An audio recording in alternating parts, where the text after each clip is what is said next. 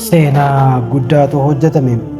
Ulamaa guddaa biyya teenyaa kan ta'e Sheekh Haji Yusuf Ciroof konkolaataa manaa qarshii miiliyoona 12 oliin bitamee fi kennameefii jira.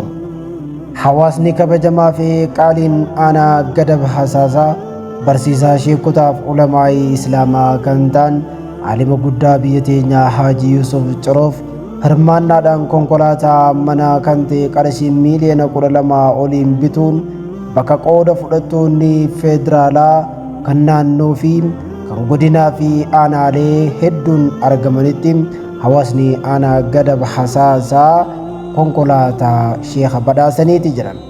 Haji Yusuf Adam yookiin Haji Yusuf Ciroo jedhamuudhaan kan beekamu barsiisaa sheekota hedduu fi warshaa aalimman baay'ee baasee fi abbaa aalimman baay'eeti.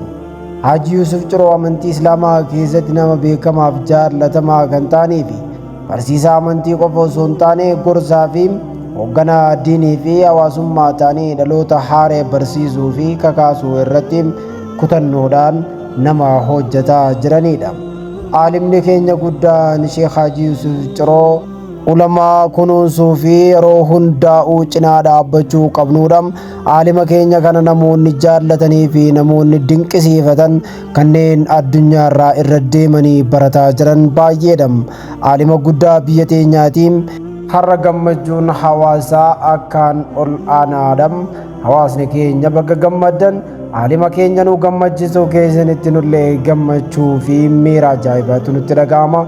Saganticha guyyaa arraantanaa irratti kan argaman bulchaa godina Arsii Lixaa kan ta'an obbo Ahmed Haji Yusuf Ciroo barsiisaa amantii jabaa biyyi keenya qabuu fi nama diiniin Islaamaa akka jabaatuuf hojjechaa turanii fi ulamaa ta'uun cinatti tokkummaan amantiilee gidduutti akka cimuuf nama hojjechaa jiran ta'uu eeraniiru.